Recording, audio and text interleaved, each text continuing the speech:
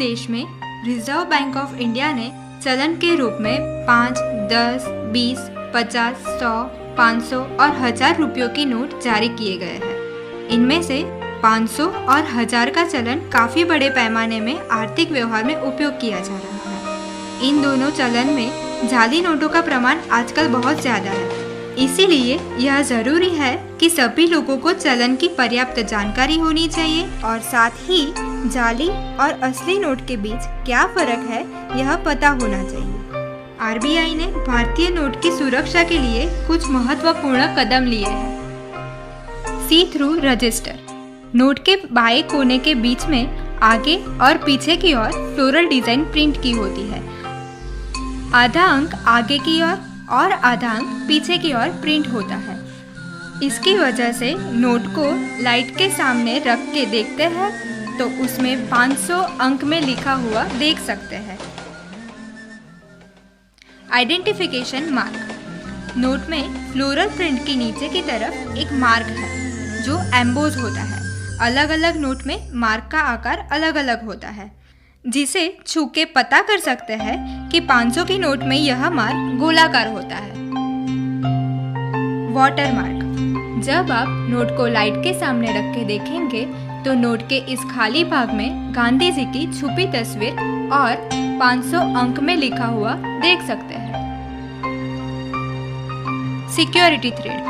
Note में जो टूटा हुआ थ्रेड दिख रहा है वो असल में एक पूरी लाइन है, जिसे आप लाइट के सामने रख के देखेंगे तो वो एक पूरी लाइन दिखेगी। उसमें आरबीआई और भारत दोनों लिखा हुआ होता है। Micro letter.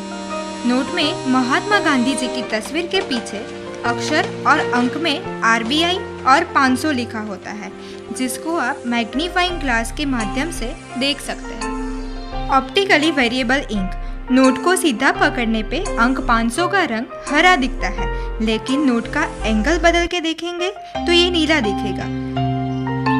Latent image. Note के दाहिने तरफ के हिस्से में गांधी जी की तस्वीर के पास वर्टिकल बैंड में एक छुपी तस्वीर है। नोट को आंखों के स्तर पे रखने से 500 अंक में लिखा हुआ दिखता है। फ्लोरोसेंस।